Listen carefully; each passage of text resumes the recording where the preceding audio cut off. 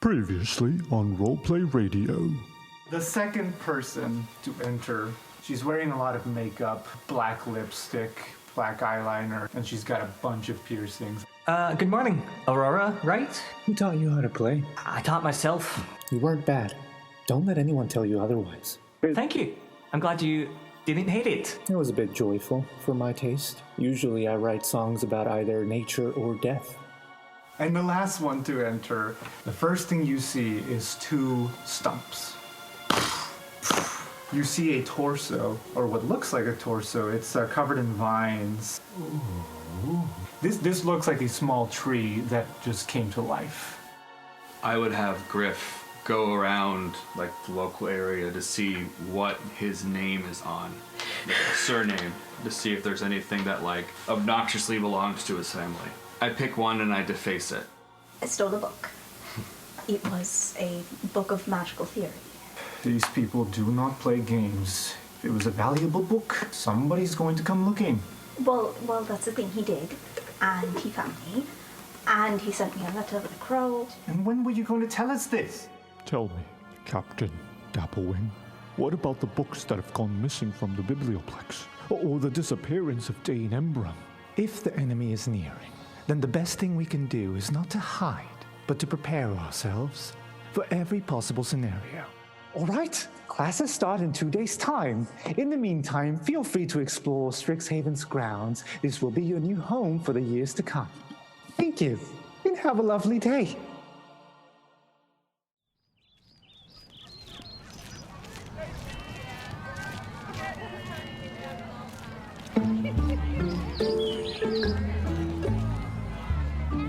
No, it couldn't have been. It couldn't have been the office. It had to have been outside campus grounds. No, you don't understand. The dean went into his office and never was seen again. Who are you? Hi, sorry, I'm Gary. Yes, what do you want? First year? Well, I wanted to know where the alchemy labs were, but now I kind of want to know about the missing dean. They look at each other and back at you. Maybe you shouldn't burden your little brain with such matters. This dean was, well, it was my favorite professor, you see, and he went missing, and we were on top of it. We don't need your help. Alchemy labs are down that bridge and to the right. Okay, great. I mean, I didn't necessarily need to help. I was kind of just curious. Did professors go missing often? Curious, eh? Alright, answer us this riddle. A professor goes missing in the dead of night. He is seen going into his office and never was seen or heard from again. Where is he? In his office. You think so, do you? Well, if he was seen going into his office and he wasn't seen leaving his office, then he's in his office. That's what I've been trying to tell him for like weeks. Like, no, but that makes no sense. There was no trace of him, not one feather. So, where did he go? I don't know, did he transform into something? What's your name again? Gary, hi. Gary. Louis. And the other guy's... Timmy. But only my friends call me that. I'm Timothy to you. Oh, okay, well that was weird that you introduced yourself that way first then. We'll walk you to the alchemy labs. Gary, was it? Mm-hmm. Great. And on the way, they tell you about Dean Embrum. He is the Dean of Theory from Quandrix, and he went missing last year. He did not get to finish the year. Instead, the twin casters, Adrix and Nev, took over his class and have now taken over it completely for this year because the dean is still missing. What they tell you is exactly what you heard. He went into his office, was never seen or heard from again. They also tell you that his windows were not broken or cracked. They were still locked from the inside. So they don't know what happened to him, nor do the teachers, and that some of the teachers are concerned while others are just kind of shrugging it off like nothing happened, keeping it quiet to not cause a tension. And they take you to the alchemy labs. You're allowed inside, but you see a lot of professors at work, sitting down writing notes. Some of them are actively, like, they have their aprons and their goggles on, they're mixing potions together. And then in the distance, Timothy points out, and that over there, those are the twins. Yeah, how much do you know about the school? Are you new? You're like completely new? I'm completely new. Okay, so not like one of those proteges or like, family kids that just like, my grandfather did. No. Okay, damn, they're not actually twins. Adrix was actually an only child. When she was 8, she split. Phenomenon, magical phenomenon, no one knows what happened. She came to the school. They've been here ever since. Isn't that crazy? Yeah, that's strange. You look at them and they're kind of practicing some kind of fancy magic spell that they're trying to do together, and they're basically like mirroring each other. They're so in sync. One has very masculine characteristics and the other one has very feminine traits. In addition to Adrix's hair being longer and Nev's being kind of cropped short. They're the same height, same build. Seems kind of like a reaction to the stress of having to conform to one gender. I never thought of it that way. Of course you don't, Louis. Sometimes it baffles me that you live in a quandrix. Anyway, Garrett, Yes, that is actually my full name. I don't know how people just seem to know it, but they do. Are you an alchemist in training or a hopeful? I mean, maybe. I haven't really decided on my specializations yet, but I do know a little bit about alchemy supplies, and how to use them. You taking any quandrix courses this year? Yeah. Computing? Computing. You mean Computational Magic 101? That's the one. Oh, great. You're going to love it. Anyway, don't touch anything. They will suspend you. Wait, so I'm not actually allowed to use the alchemy lab? Only in class and during a club. Damn! I was gonna make catnip. For what? For a cat toy. For what? Alright, thanks for your help, even though it turns out my actual reason for being here is kind of null and void. If you want to take the long way out, take that door over there. Scenic. Right, I'll do that. He's gonna take the long way out, assuming that there was a reason they said this. Yeah. Because they didn't want to walk out with him. Harsh. that awkward, yeah, see ya, and then you go the same direction. They took you in through like a side entrance. When you exit out the door they told you, you see the actual Quandrix campus. It is very symmetrical. The buildings are very, very beautiful in an impossible way. They were built by elemental casters, and they are very, very symmetrical. Every spire has a perfect, beautiful shape. Even the fountains are symmetrical, and even some of the water, when it squirts up, it gathers into some kind of mathematical shape, either a cube or a sphere or cylinder. It stays there for like 10 seconds, and then it drops, only to come back out again into the fountains. The shrubs are all these really crazy polygon shapes. It's very pretty. I feel like Gary spends the rest of his day just wandering around this campus looking at all the cool shit. I have a book I need to return to a professor. Oh, okay. Okay. So, you know he's a Lorehold. I kind of glazed over this with Garrett, so my apologies, but you have to take a bridge to get to every single campus. So you take this long, long bridge. The Lorehold campus, half of it is on the surface, the other half is sunken in. It's almost like there was an earthquake that cracked the earth, and then they just kept building down. And also, that is where a lot of the digging sites are. The campus continues down, but the further down you go, the more it stops being a campus, and it becomes just a network of caves that are still continuing to be dug today after centuries. You don't have to go all the way down there. I'm just saying what you see. You can't even see the bottom. It's that deep. The teachers' houses are very close to the entrance. I don't think you would know where he lives exactly. Nope. So Mistake's just gonna find someone who isn't human to ask. All right, I like this.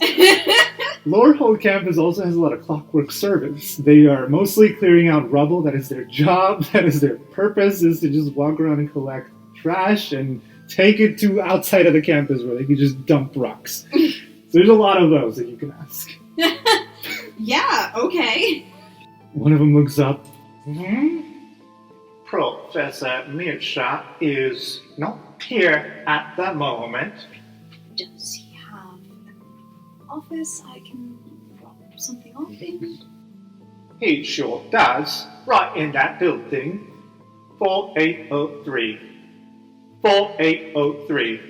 Right, 4803. 4803. Yep, I got it, thank you. Pleasure to be of service. You just keep walking. Duck into that building and find 4803. Yeah, and sure enough, you can find his door very easily. It has the name tag Professor Mirsha Galvan. It is locked, but there is a little slot to put in mail. Does the book fit in the slot? I want to say no, just because that's fun. What do you do? You hear up right next door. Oh, books. And then the door opens, and there's a bunch of smokes. It's Alexodon, Professor. I don't think you recognize him. You've never seen him before. But he just takes off his goggles. Are you okay? Yes. Sorry. Professor Collins. How may I help you? You're not a professor. You're too young. That's probably true. I was trying to return a book to one who's not here. Ah, one of his recommendeds, are you? I suppose. He told me about 2. Which one are you? Oh, He looks at your horns after rubbing his eyes like, oh, sorry. You're not the Triton. Mistake. Yes. Great. I'd be happy to hold on to that for you if you wish. I think I'll just return it to him in person. Great, that works too. Do not worry, he does this a lot. He likes to escape and usually is always running late. Ah, so he's another that just disappears. No, that's a strange question. Why do you ask it? Who disappeared? Most people do. They just decide they want to leave. Sorry, you just reminded me of something. Yeah, no, I know where he is. He doesn't disappear. He just loves his exploration. Sure. Gonna kind of peek into the office. I'm assuming the door is still open. He kind of wants to stand in the way. He's like, It's not safe in there. Lot of things we find down in the digging sites are not safe or they're booby-trapped. So you bring them into a building with a lot of other people in them. Please don't tell the dean. I'm not supposed to do this, but, well, the dean likes to take everything for the university. I think every man for himself. You know, if I find something, I think I have as much as of a right to keep it if I found it.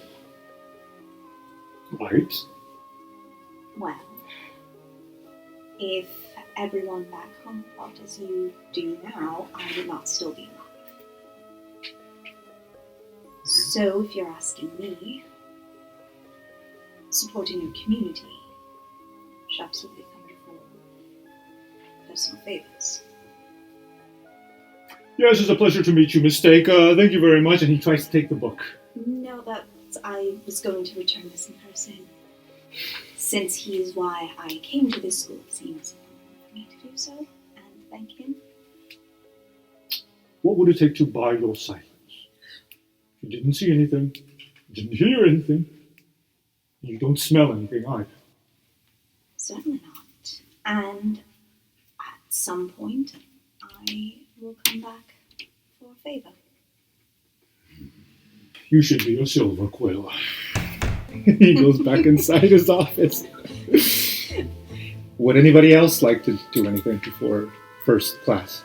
Griff stays in his room. Eating. I was going to have Mistake check in on him, but not if you're eating. Mistake tries to check in on him, knocks on the door, just doesn't get an answer, and then just is like, alright, fine. I mean, we'll be hanging out, you know? Just doing some social stuff with the rest of the tower. Except for Griff, who's being alone there, and maybe Toby. I have noticed with Mistake's wariness of humans, Mistake and Gary have not talked to each other yet. And I would say that is, still the baseline going into class. Yeah, because Mistake would not at all. Honestly, I don't think Mistake has talked to most people. Did you talk to Aurora? No, I don't think so that's another human. Yeah. Oh, was she human? I thought she was an elf by the picture. Just half human, right? Half human. Half gay, half human. Happens. I think Shelley will spend their days meditating in the garden in that center, if they're allowed to go to that center again. You mean the quad? Yeah. Yeah, for sure. Everybody's out there, yeah. Every morning, they're gonna go there, and they're just gonna meditate, because they don't know what else to do. There's always a tree that is also there meditating in the break of dawn. Named Thorn? Named Thorn. Melba Thorn, yeah. You're back. Hello. You live with me.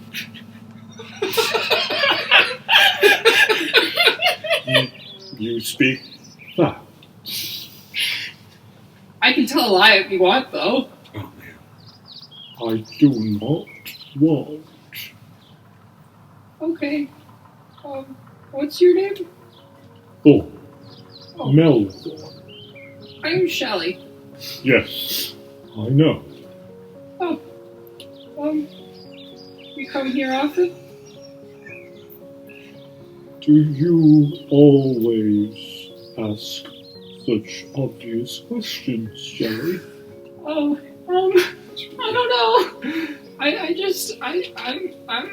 I'm scared. You know, I spent my whole life in the Witherbloom swamp. I don't really know what I'm doing. So I just came to this garden because it's like closer than the swamp and my parents aren't here. Shelley, you want to know a secret? I don't think any one of us knows what they're doing. We just improvise. Shelley's gonna take out their shield and say, "Does this bother you?"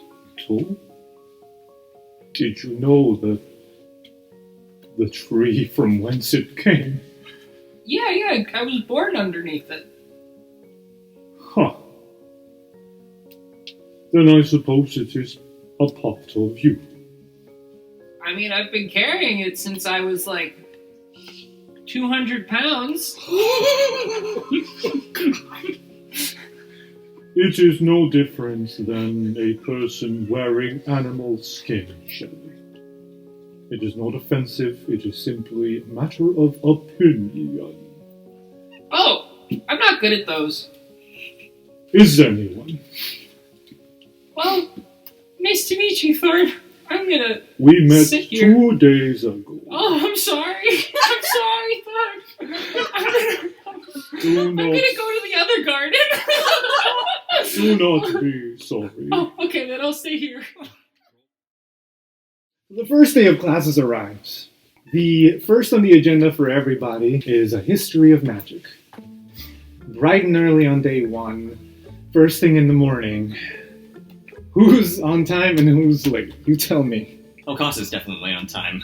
Okay. They got up early to make sure that they could get everything perfect before they left. Mistake probably couldn't sleep, got ready very early, then just kind of waited until it wasn't awkwardly early, and ends up early but not wanting to go in when there are too few people, because not wanting that much attention, so kind of awkwardly does a loop. Gary's on time. On time. On time. Okay. Right as the doors close, he walks in. He sits in the front.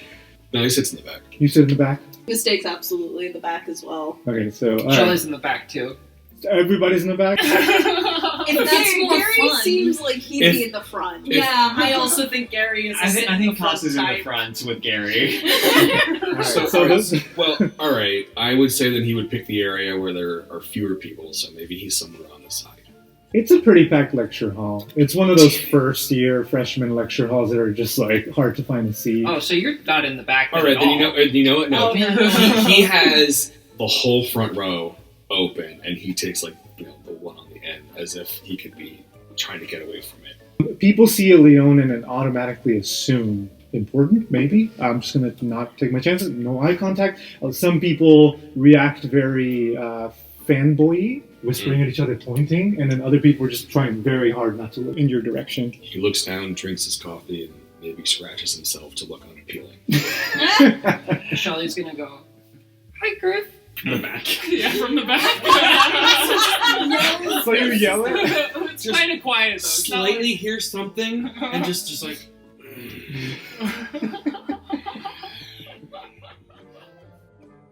So the lecture hall is in a chatter. People are they're very excited for day one. Others are kind of just stumbling in, like they just rolled out of bed. But 5 minutes pass, and the professor's not here. Which professor is this? This is Professor Metershaw. Ah. Another minute, more minutes. Is there a rule here where if the professor is 15 minutes late, you can leave? If it's an adjunct, it's 10 minutes? Sure. Oh, then he totally knows this. He's keeping track of time. Absolutely. 10 minutes pass, no professor. Mistake will look at the time and double check who the professor is for this course, and then just kind of say to herself, "Oh, he's late." Const leaned over to Gary. It's just like, do you know is this part of the course? Oh, maybe you think it's like a test. I don't know if it's thematically related to history. I mean, I guess it could be. People have been late in history. Maybe it's not. If you're not on time, then you can't make history.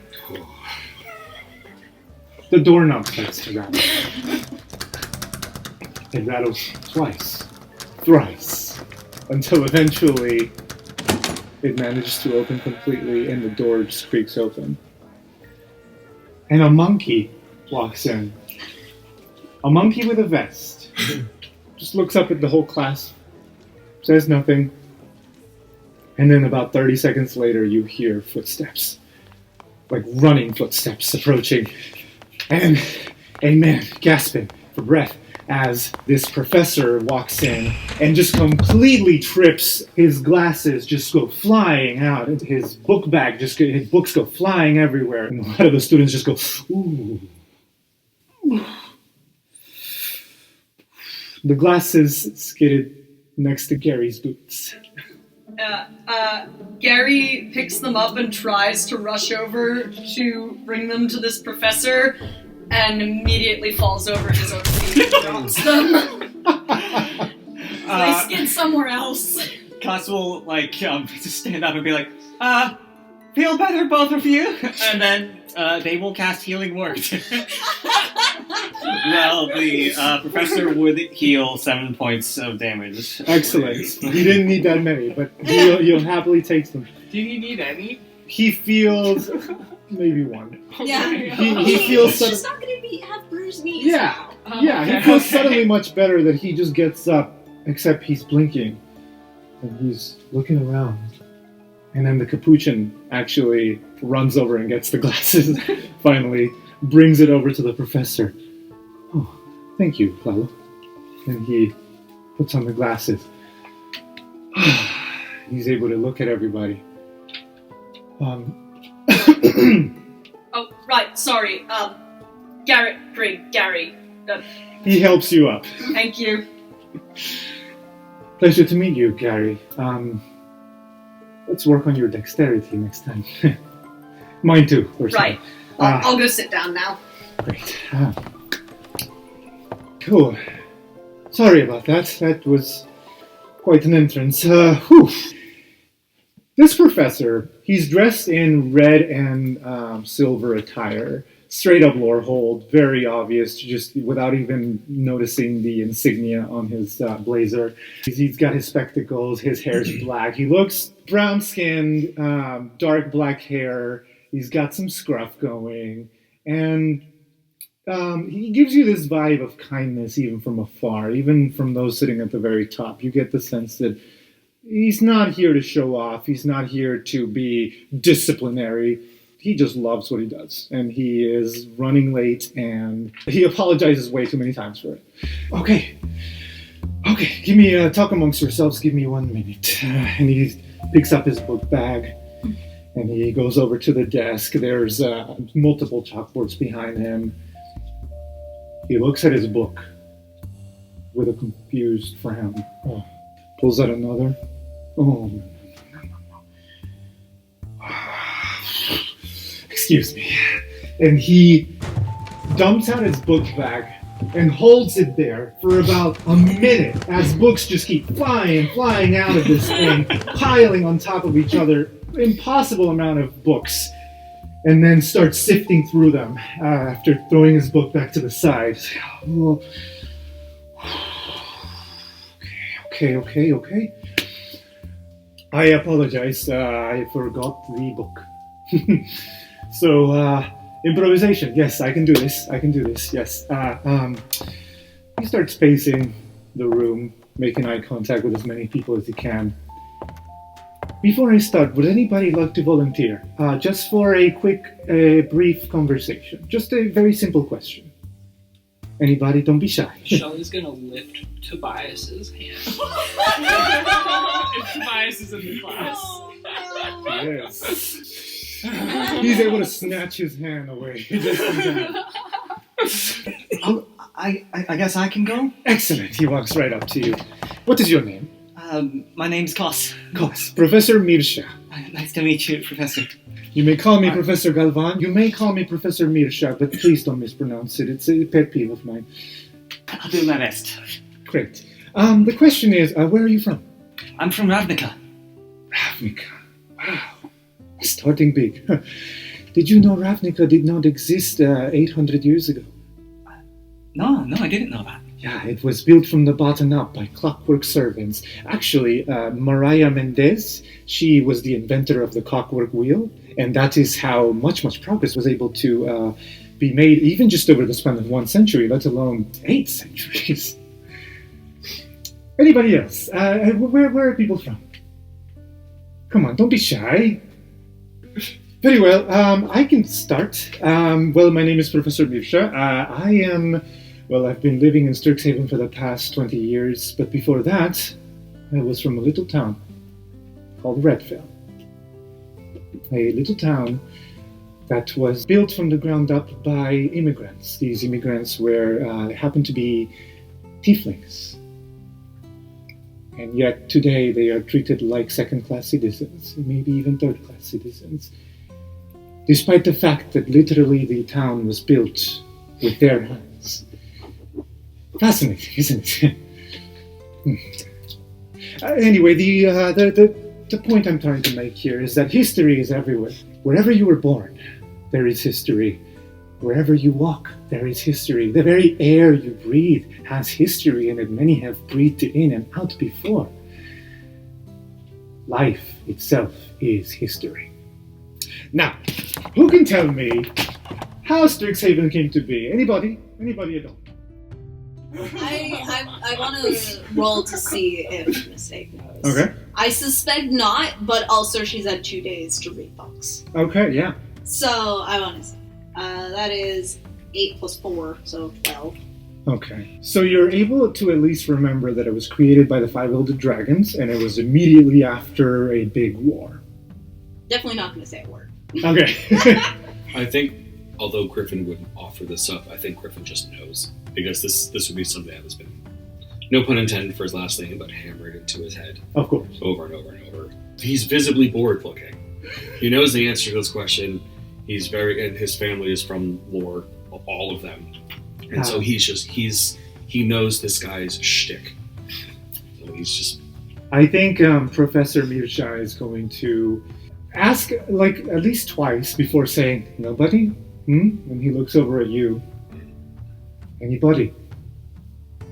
Some random student just bunch of dragons made it? Who said that? Who is that? Do not be shy. Ricard. Ricard. Well, you are very smart, Ricard. Don't let anybody tell you otherwise, okay? Yes, the Strixhaven, the university came to be because 5 dragons decided that the way to make progress in our world is not genocide. It is the tradition of passing information on to the next generation so they can do better. If that is not the greatest lesson ever learned, I don't know what is. Well, enough ranting from me. Let's go around the room now and share names, shall we? This is a huge room. 200 students. Yeah. So this takes a solid hour. Oh, he's just stalling. He's stalling the material. He's improvising. I want to say that his monkey, Lalo, is writing down names and putting name tags in front of people as they're saying Oh my their gosh. names. Mistake's gonna try and hide from this. That's a 3, however. It is +7. He's a monkey, though. So it's a Monkeys are 10. definitely known for being very perceptive. You try. You definitely try. And like trying to like scooch the chair back, but has like books next to the chair leg that she forgot about. So as she's trying to like silently scooch the chair, the books leaning against the leg no longer have anything to lean on. They just slam against the ground. Yeah. His tail's caught in those books. Just now everyone is looking over. So Mirsha starts going up the stairs. What's the matter? What happened? Just dropped the books, it's fine. Mistake? Is that you? My professor. And he holds out his hand. I heard you pass your exam. I was going to send a letter, but I wasn't sure if that was appropriate. Depending on how you sent it might never reach. Right. Well, it's so good to see you. Everyone, this is Mistake. She is one of my recommended and a very promising young mage. Well, soon to be mage, hopefully, we'll see. Not to worry, I did not become a mage until my 3rd year, fun fact. And he just goes downstairs. Mistake is already red skinned, so I don't think she can actually get any redder.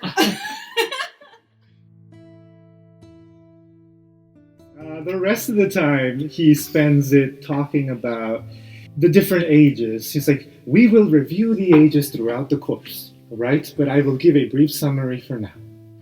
Starting with, can anybody tell me the first age? Anybody? Anybody at all? He looks straight up at Griff. Gary knows the answer. He rolled a 19. Nikki doesn't, but Gary knows. The dawning age? Someone has been reading. Yes, in fact, the Dawning Age. You know, the oldest of ruins in Arcadios, and even the oldest of textbooks in our library, do not date back to the beginning of the Dawning Age. Is anybody here from a different plane? There's a couple of hands that go up. Aha. Conversation for later. But once upon a time, there were these 2 planes. 2 planes, each of them unique, each of them with their own individual people, collided. That is how Arcadios came to be. Back then, this is millennia ago, magic ran rampant. There were rocks floating everywhere. There was water going upwards. There was all sorts of phenomena in this world. The world did not have order. It was all chaos. And from this chaos, the 5 elder dragons were born. Can anybody tell me the second age? The Blood Age? Ricard, you are very smart. Don't let anybody tell you otherwise. Have I said that before? I think I did. Yes, the Blood Age, and it is called the Blood Age for a reason. That is when the humanoids arose. The humanoids, as we know it, are known for one thing, and that is conflict. We, for some reason, cannot see past our differences. We do not like each other. We never have. Some of us, anyway. And so, war. That is what came out of the Blood Age. Nothing but war, blood spill. The orc tribes of a particular name, which we will discuss later, and it will be in the exam, and Golwanda, which is one of the tower names here. She led the humans and the core. They were the main people creating war, chaos, but there were many, many others. The goblins, the changelings, believe it or not. Tieflings were mostly peaceful for the most part. Some of them did get involved. However, can anyone tell me what brought the end of the Blood Age, the end to every single war in existence in Arcadios? If this is history, that's a 19. 19? You know all of it.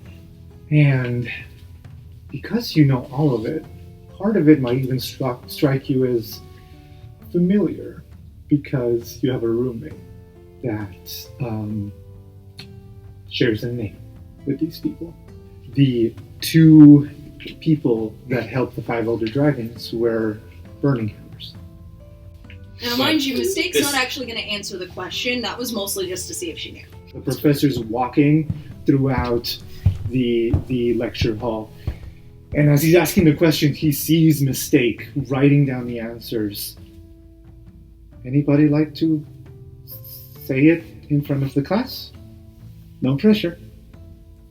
After finishes writing, just kind of starts like doodling on the side. I will give you all a clue. The 2 humanoids who helped the 5 Elder Dragons bring an end to the Blood Age were Leona. Griff, how are you feeling throughout all this? Bored. Bored. This is like listening to his dad. This professor is much more enthusiastic, but like this is just, yep, get it. How close is this until the end of class? Pretty close. He's gonna roll for stealth to try to leave. From being the only person in the front row. Yeah, but if the professor is seeing Mistake's notes, he's in the back. Yeah, in the back. So that would be with advantage, I think. Okay. Yeah. That's an 18. Okay. The professor doesn't notice. The monkey, 100% does. The monkey notices. The monkey's right at his desk, and he sees you, and in fact, he's going to run after you. Nobody else takes notice. Everybody's paying attention to the professor. Well, we'll come back to that. So I rolled a history check and got well above 19. Nice. Was it Yajozik and Deandra Birminghammer? Yozik. Yozik. Yozik. Say it with me. Yozik. Yozik. Yozik and Deandra Birminghammer. That is correct. And that is the reason why ever since the beginning of Strixhaven, there has always been a burning hammer at this school. The armies that they recruited helped the 5 Elder Dragons. In fact, the 5 dragons would have committed genocide if not for the burning hammers. And he looks at the corner of the room and realizes Griffin's gone. And he has a moment of pause. Sorry, I lost my train of thought. Anyway, third age, our age, the new age, yes. 700 years in the making, and here we are. Anyway, class is almost over, but if anybody has any questions, please feel free to stay. And if anybody would like to, discuss more history, I'm always happy to see you in my office after hours. Yes? Could I pet your monkey later? He looks over at his desk. When I find him, sure. Promise? No. Griffin. Yeah. You try to leave when you hear.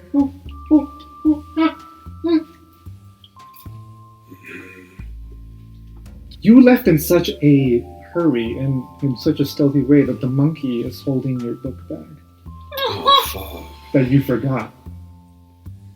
He grabs it and he says, "Thank you. All of that old news. Maybe next time he should bring his book so we can learn something." And he walks off to his next class. But he tousles the monkey's hair. He leaves kind of sadly. Do we know Griff's last name currently? We should, yeah. Yeah, because there was a list. Oh, yeah. It's like there's a roster in the common, in the dorm room. Mistake is going to kind of stay behind. Ideally, everyone has left, but, some people just kind of stay in the room for ages just chatting with each other. So yeah, she's just going to wait till as many people are gone as possible before going up and adding this book to his pile. He sees that and he's like, "Oh, you brought it back." You think I was going to keep it? Well, I wouldn't blame you. If I were your age, I would have kept it. But this shows, it shows that you are trustworthy. Come back tomorrow and to my office. Maybe I'll have a new book for you. I went there yesterday. You weren't there. Oh, yes, I was, he gets a little flustered. Well, never mind where I was. I was busy. Something you're all busy with a lot, I take it. I was studying something that is not my forte. Yeah, I'm a Lordhold. I'm not never mind. Anyway, what were you saying? What sort of quandrix are you helping with? I'm not at liberty to discuss, really. The red and silver are Lordhold colors. Well, red and white, but I like silver. makes my eyes pop. And his eyes are indeed silver. So are mistakes. What do you know? It's interesting. Those are actually the same colors of Despater. Of what, sorry? The Lord of Hell, Despater. She is known for finding and uncovering secrets. I did not know that, but that is a very peculiar coincidence, and I will research more on this. Right. Well, you have your book. Great, yeah, thanks. Oh, one last thing before you go. Why didn't you raise your hand? Why would I? Because you knew the answers. So? Well, are you afraid of being seen? What's the matter? Also afraid of being seen. But mistake, you're not in Redfell anymore. No, but 2 days ago, one of my friends got told off by someone from Quantrix, all for being Leonin. Who was this friend? Just someone who's in my door. It doesn't matter who it was. And who did the telling off? Well, it was this... It's always a human. If this happens again, please come directly to me. I want to know about this. That is not okay. If you say so. You should never be afraid of how smart you are. You see that Ricard boy? He was not afraid. And I sort of think he guessed.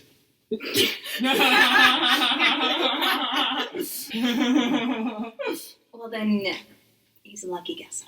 I'm not known for being lucky. Well, I hope you find your luck. I hope not. I'll have to change my name. As Mistake is walking out, Ricard is there like, did he say anything nice about me?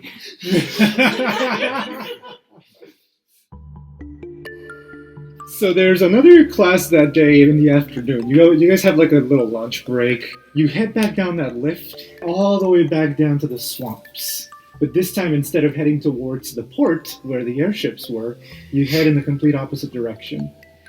You start seeing bridges made of rope and wooden boards, buildings that have been built into the trees, with windows and everything, and lighting inside. Basically, it stops being a swamp and it becomes a swamp town, almost. It's a campus still. There's professors and students walking around, and landscapers, groundskeepers. A lot of them are turtles. And among them, you see some of them waving. Shelly's just gonna wave back excitedly and say to Tobias, "Those are my parents." Oh. Hi! Pleasure to meet you! Sorry, I had coffee. Did you know with this? And he's tapping his foot very rapidly. It makes me so much more social. Anyway, let's go. And he jumps really high and into a tree and waiting for you to like jump ahead. Eventually, as you are walking through the swamps, you come across a rise where there are desks and chairs laid out in the open. Almost like a lecture hall, same kind of, maybe a little smaller than Professor Meerschatz's classroom, but as everybody kind of sits down, the classroom begins to grow. Leaves envelop the space around you, slowly connecting trees with walls of vines so thick, so rich and verdant and abundant that eventually you feel like you're indoors. But you're not. And then as this classroom kind of comes into shape around you guys, around the desks, someone gasps and points a finger up into the air at what would be the ceiling. There's a dryad sitting on a hanging set of vines like a swing, and they're slowly lowering her towards the professor's desk. And as she sits, the mutters die down, turn into whispers till eventually just kind of fades away. And the dryad opens her eyes. They are a luminescent yellow, and her body is made out of, it looks like skin, but it also looks like it could be plants, like very thick vines. Her fingers even look very vine-like, and there might be a couple of leaves growing out of them, maybe some wrapped around her fingers like rings. Her clothing even is also made of leaves, but it looks like a dress, like robes made of vines. And she stands up, and she begins walking around the classroom, looking at all of you. Good morning, students. My name is Professor Verelda Lang. Normally, we would start with some kind of icebreaker where we all give our names and something interesting about ourselves, but to hell with all that, I say. Nobody's really interested anyway, and I say we just get started, yes? Thank God. Open up your textbooks to Chapter 1, Taxonomy of Magical Beasts. In this course, we will... Yes? Were we supposed to bring textbooks? Yes, you were. Did you not? I don't think I brought it to this class. I don't think I... What? You can look on with me. What is your name? It's Cos. She keeps looking at you and writes something down. Thank you, Cos. Next time, bring your book to my classroom. Yes? Come prepared. Oh, teacher, it's my fault. I promised Cos that they could borrow my book. She walks behind your table and says, I'm going to have a talk with your mother about this. Oh, tell her I say hi.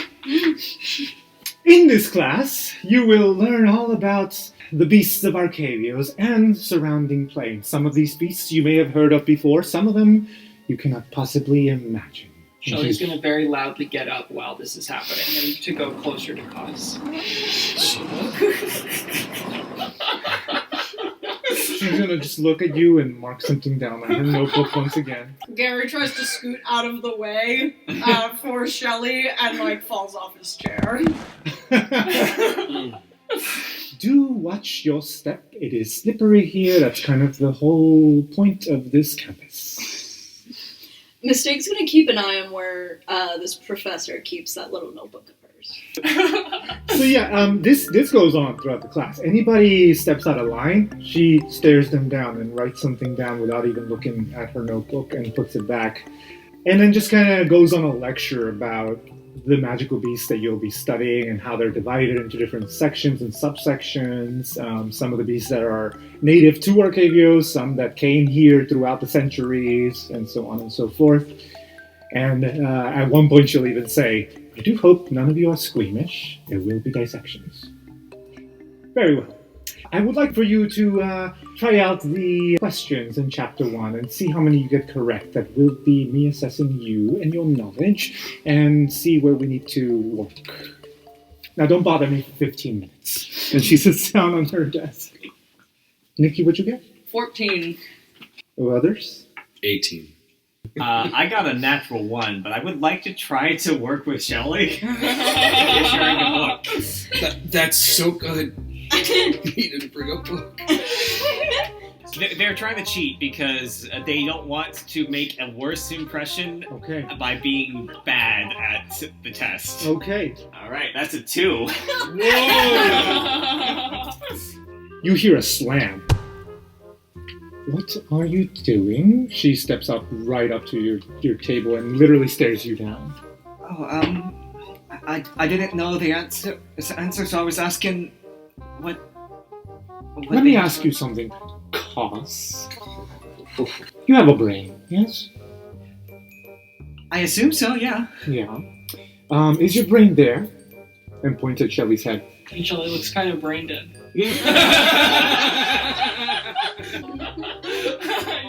Cos will do their best to look her directly in the eyes and just I think my brain is right where it's supposed to be. Is it? Then why are you seeking help elsewhere? Because I know when I need help. Cos, In life, you'll find yourselves in situations where you'll wish you had help, and guess what? There won't be any. How do you expect to survive such a situation if you just look to the person next to you and look for answers, huh? How? If there's a person next to me, won't I have help? You're alone in this world, Cos. The sooner you realize that, the better. The ground is going to begin to shake. Oh shit. So Mistake is hearing this professor bully Cos and is getting pissed off and makes the ground begin to tremble harmlessly. But she's hoping it'll be a distraction. This professor will fuck off. Doesn't faze her that much. But does it faze the rest of the class? Oh yeah, there's a lot of mutters and whispers and gasps. She feels this, she blinks a few times and then just kind of shakes herself out of it and says, speaking of which, when you travel this campus, there will be all sorts of creatures around you. Scorpions, poisonous snakes, pests, owlbears sometimes. They do wander in here. So whatever it is you just felt, well, it might just be approaching. And tries to scare Cos instead of having it scare her. Griffin and Garrett, you both get pretty good responses from this professor. It's like, how did you know the answer to the owlbear's question? You, white-haired one. So I had an old mentor, and I was asking her about owlbears at one point, and she told me all about, how they behaved and stuff, so I extrapolated from there. So much like Cos, you just ask someone. Well, I asked them in the past, and I remembered. So, yes. Isn't that what we do? How else are you supposed to So you learned and you remembered, huh? Fuck you. How dare you? What are you doing here at this school? You listened to a prior teacher? How dare you? And you, Burning Hammer, how did you know about the Mage Hunters? I am a Burning Hammer. We just know this. Just know. Well, if I said that I learned it and remembered it, you would say something. So I just know it. She stares you down and writes something down on her little notebook. He looks at her and writes Lang. Amazing. As we're walking out of that class, just be like, I did not like that class. Why she was a bitch? Exactly that. Why? Why does she need to be like that? I'm just glad I never met her before. Should you head back to your dormitories, you will find that your housemates are not there, except for one, and that is Aurora. Everybody else has done some after school, gone to the cafe or the tavern or some kind of club to try out, whereas Aurora doesn't give a shit. She's just at the tower and she is playing an instrument. What would the rest of you do? I would think the concept would be what they were just talking about, how shitty Professor Lang was. And the original person was, the initial professor was nice-ish. And Lolo? Lalo is the model. Lalo. Mirsha is his name. Well, I appreciate you helping me out there, Shelley. That was a well-timed earthquake. I've been in the swamp for my whole life, and I've never felt an earthquake there. Divine intervention? Or a miracle of some kind? Griff? He's actually finishing a doodle that he didn't finish in class, so he's just sitting on one of the couches. It was real nice seeing you, I guess, stand up to her like that. Yeah. People don't have to talk to you like that. So, did you talk to the dragons? What? The dragons from the history class? Did you talk to them? No, that was a long time ago. What? What? Did you talk to them? No. They're more like a myth than real. But don't you have dragon scales? Yeah. Are you a myth? Guys, let's tell everyone that Griff's a myth. I will look over at Aurora, who's been playing, and just be like, were you in those classes? I don't recall seeing you. That was on purpose. Oh, you skipped. Oh, you skipped! Oh, yeah. Nobody really pays attention on day one. Come on. Oh, well, here's a hot tip. Professor Mirsha is very nice, and Professor Lang is very not. Yeah. Anyway, it's nice to see you all here. I missed you during that jam. We can jam now, I guess. I've been jamming for the last 5 hours, cause I'm tired. Alright. Later then. Somebody needs to come pick up that chest where all our uniforms was, and I've been waiting all day for Nora, and she didn't show up, so I don't know what the hell's going on, but I'm going to sleep. And she gets up and she heads upstairs. You guys hear a thump in the other side of the room. Now remember, there's a staircase right at the center, so you can't really see where it came from. You just hear something toppling over, as well as paper ripping. Go see if that is sneakily. Okay, so there are windows in this tower. Some of them are open. And what you see right off the bat is one of the bookshelves has been toppled over, and a couple of the books look like their pages were just torn off. If I look out the nearest window. You look out the nearest window and you see the students from the Golwanda Tower across from the quad, including Lorene, who you've met, and Greta's friend, Xanther. A couple of other students you may have noticed, like here and there, but they look like at least 20 to 30 feet away. And they're just like hanging out. They're hanging like out. They're fleeing. Gossiping. What books look torn? One of them is a fiction book. It's a book of short stories. The other one would be part of a set of encyclopedias that fell over. And it looks like the pages were ripped out and taken, kind of? It looks more like it was chewed on. So Shelly's gonna have followed Mistake. Can I roll a stealth check to see if Mistake notices? Sure. Yeah, that's a 5. So I'm gonna guess that you notice, so you're not surprised when I say from behind you. Do you think the cat did it?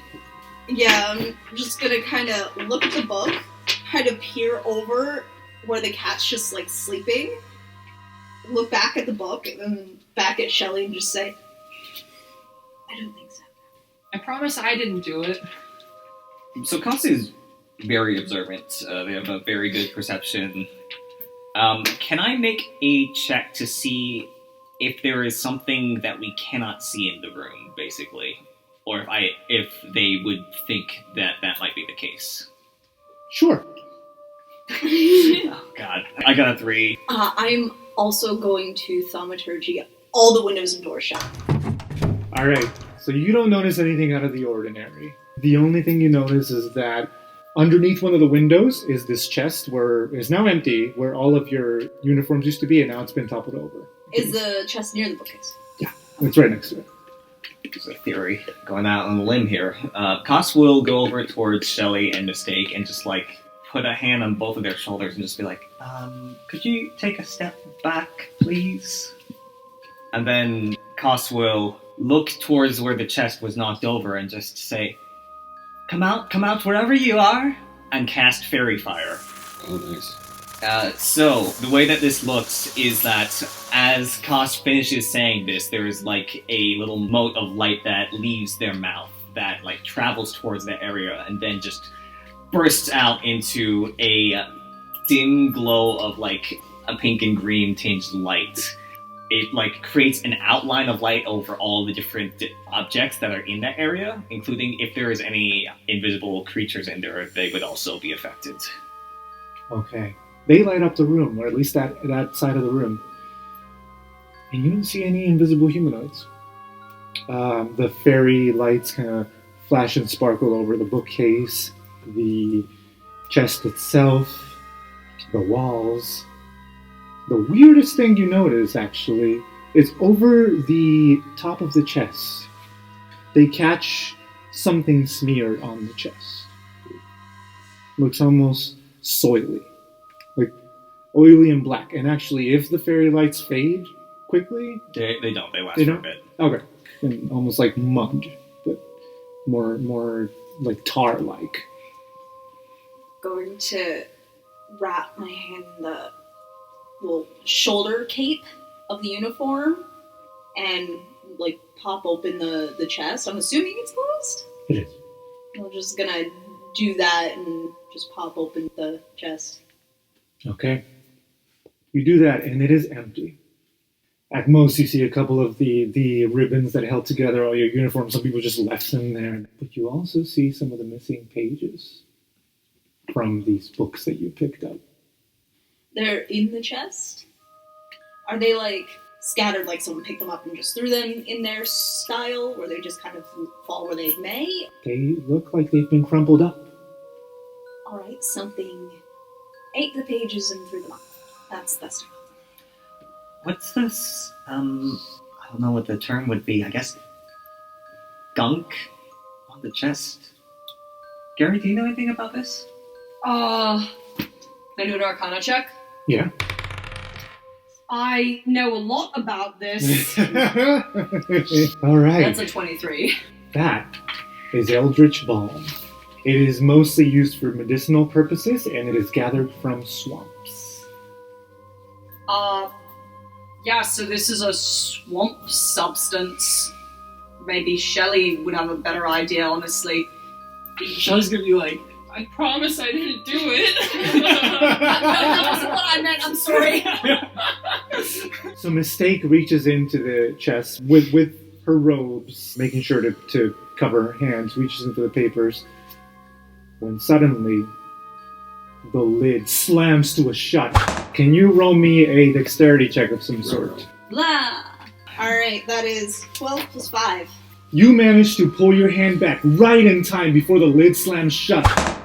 You hear a growl as the chest itself splinters and the lid of the chest begins to break open as if like teeth were forming. Please roll me some initiative. So you are first, Mistake. I'm gonna grab a kitchen knife. So with advantage. Yep. 6 and a nat 1. 6 and a 1? You slash at it, but it is just like growling and opening up its lid up and down and just unable to splinter it, no matter how much you swing. Griff, you see this commotion happening. You hear the growling. You see the tongue coming out of the chest, just writhing. And I'm going to cast Chromatic Orb. 12.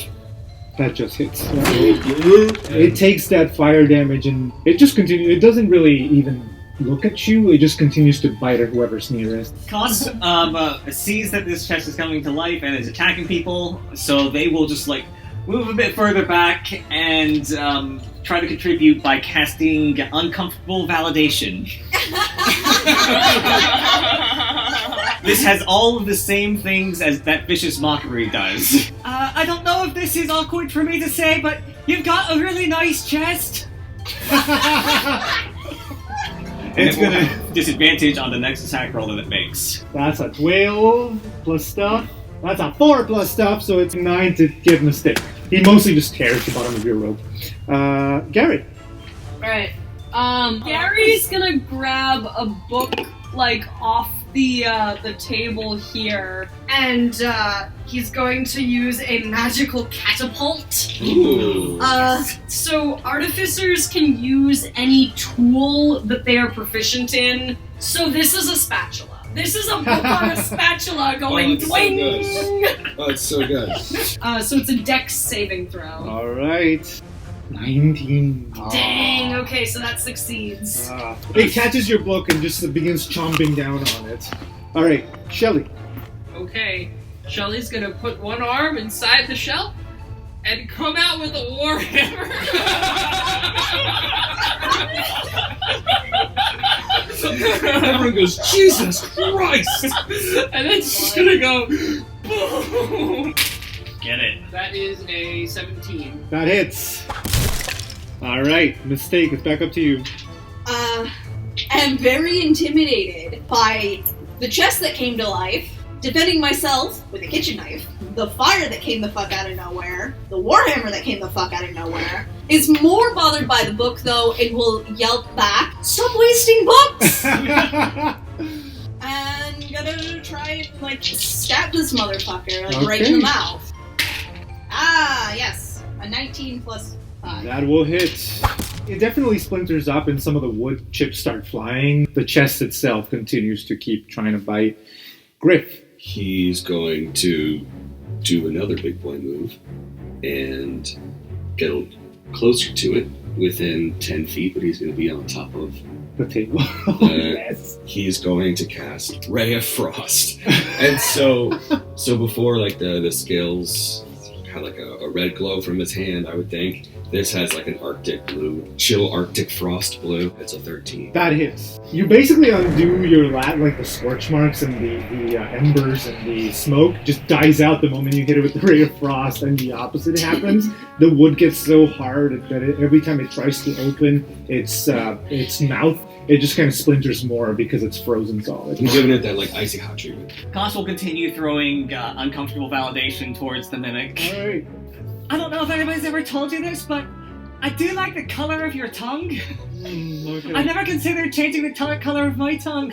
Oh, man. That's a 7 total. Alright, then it takes 1 psychic damage. It still has advantage on its next attack. And as a bonus action, Koss will then say to... let's go with Mistake. Mistake, you're a valid person. And give you a point of inspiration. Yay! Mistake is very confused by all of this. I think the chest is really pissed off by both the person who burned him and the person who just froze him. Who's that? Another person. And then just jumps up on the table and tries to... 12? Did that hit? 12? No, my AC is 16. Jeez. Okay. I block it with my scale arm. Oh, wait, really? Then in that case, it tears to shreds your sleeve and everybody can flat out see your scales. You don't take any damage, but that's exposed. Darren. Alright, I guess I'm gonna run back to this plant now. I'm gonna grab some stones out of the plant, 3 of them, and I kind of wave my spatula over them. And then I use an action to throw one of them. Yay! So that's a 23 to hit. That hits. Magic stone. Somehow this stone, it had just finished closing its lid, that the stone just hit it square where its eyes are, so that it just ends up being very, very dizzy. Not looking very good. It's still alive. Shelly. Kill it. I'm gonna miss. Okay, can I say Shelly drops the shield? Sure. Shelly just drops the shield and then wields it with the hammer with both hands and goes... For Witherbloom?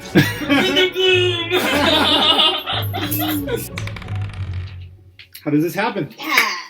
So they lift up their hammer and they say, "For Witherbloom!" And then they strike it down and it goes straight through the top and through the bottom, leaving a dent in the floor underneath it, and shatters it into 100 pieces.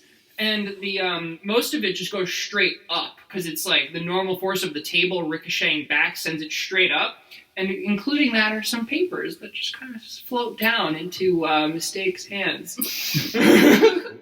But the weird thing is that this thing, the moment that this hit lands, stops growling and stops moving, and its tongue kind of shrivels back in and disappears. To the point where once there's nothing but rubble left, there's no tongue either. There's no semblance of mimicry, there's no blood, there's nothing. You just beat up a chest. Mistake. You got a little hurt during this fight. It's nothing serious. You just have a tiny little scratch. It's nothing that's going to impede you. It's just a drop of blood is oozing down your leg. From one of the splinters or something. Yeah, exactly. You hear footsteps coming down the stairs, and you see Aurora. You're just like, what the hell's going on down here? There was a mimic? The chest was a mimic. That chest? Well, I was staring at that chest for like 5 hours. That's not a mimic, that's a chest. Well, now it's a bunch of splinters. Well, I could...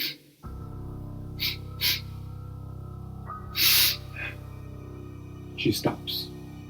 And she looks straight at Mistake. I say it's like one of the splinters went like across her cheek or something, so Yeah. it's just like a little cut. There's a drop of blood going down your cheek, and she's just... And she stops. She completely ignores the other four and is now just zoned in on Mistake. And then, out of nowhere, she just goes... and then fangs sprout out of her mouth. And she lunges. Can I help to intervene? Absolutely you can. The rest of you see Aurora freak the fuck out when she sees the drop of blood going down Mistake's cheek, lounging for it with her black painted fingernails, and then Griff just grabs her by the collar and pulls her back. And she's just going nuts. I put my dragon scale arm in her mouth. She Pearl thinks you can like to keep her from... Oh, from biting? Yeah.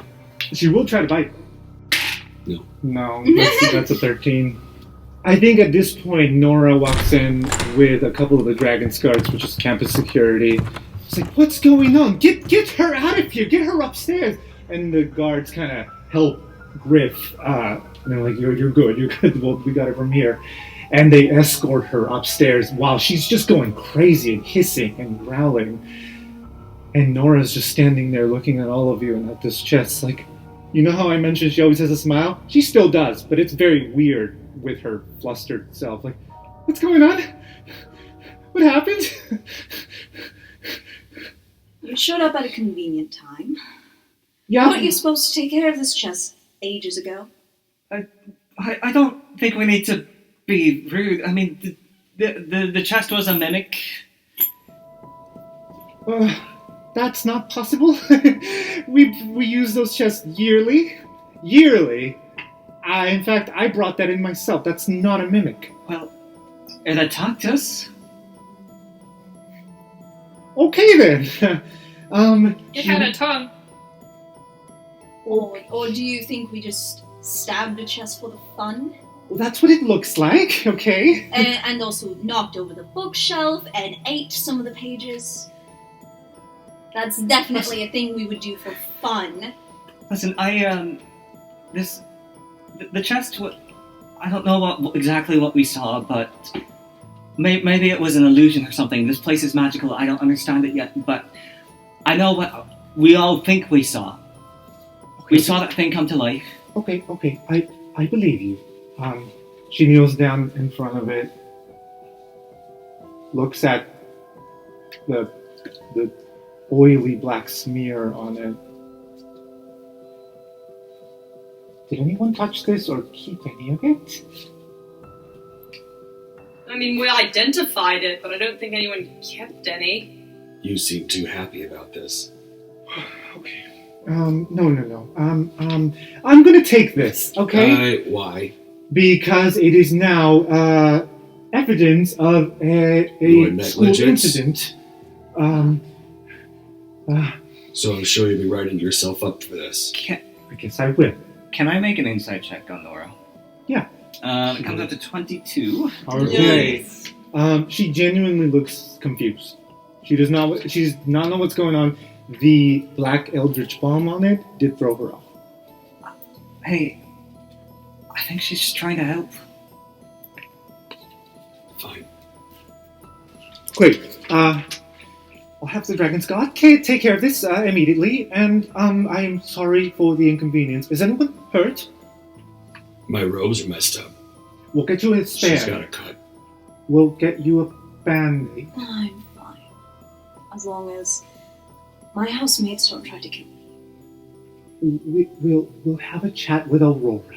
She knows she's supposed to control her urges, but I guess sometimes she can't help it. Anyway, You ask her to do a thing that you know that she can't do. Well, I mean, you ask very direct questions, Griffin Burninghammer.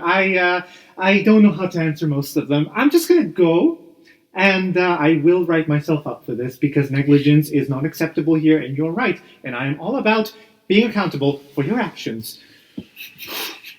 As the Dragon's Guard are cleaning things up, Gary's gonna go over and use mending on all the books. Oh, yeah.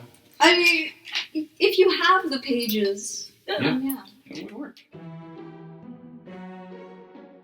Hello, everyone. Thank you for joining us again this week. This episode was recorded in Watertown, Massachusetts, also known as the traditional land of the Pecasset and Nanantam peoples. I'd like to give a huge thank you to all of the talented musicians that helped bring this podcast to life with their amazing music. We've provided a link to their web pages in the description.